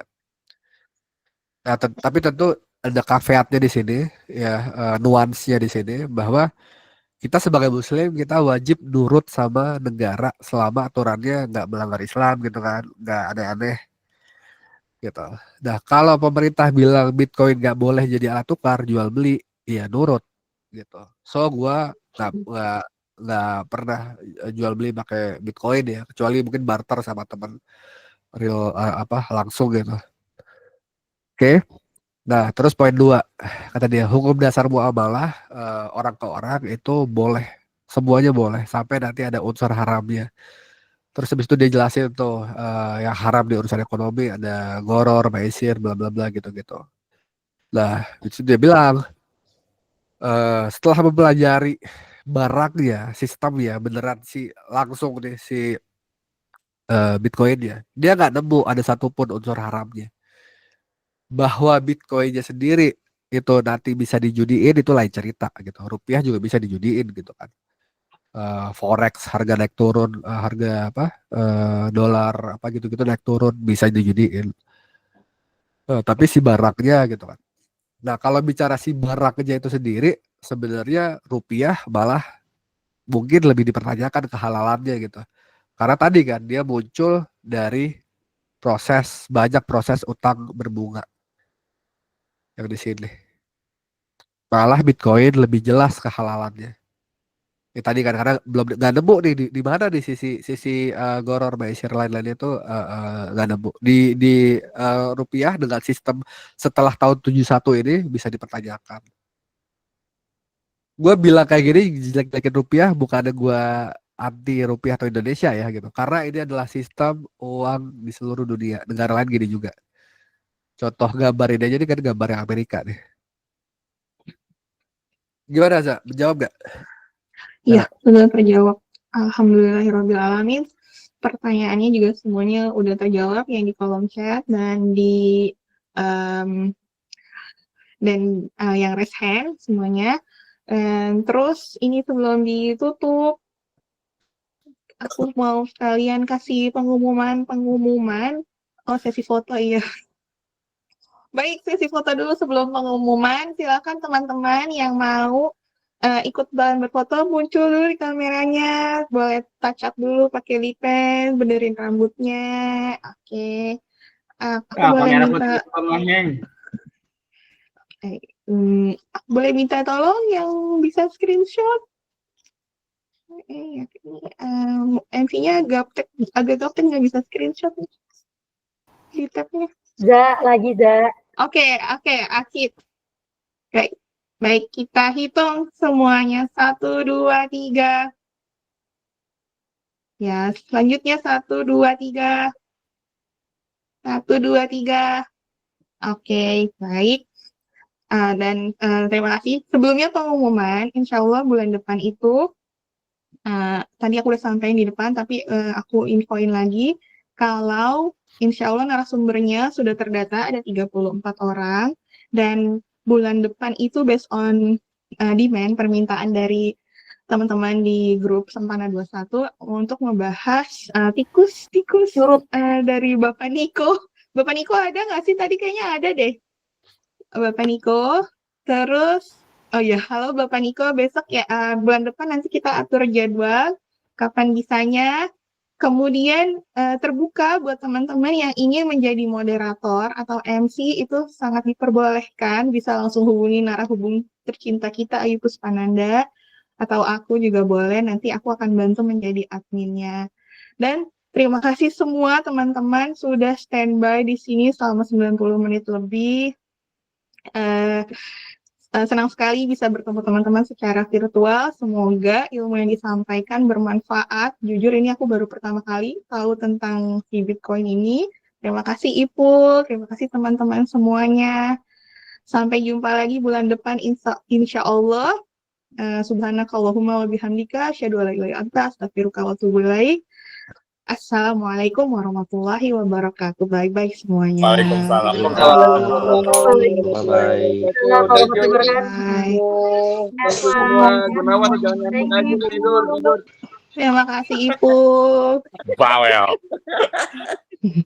Oke, bye semuanya. Terima kasih. Terima kasih semuanya.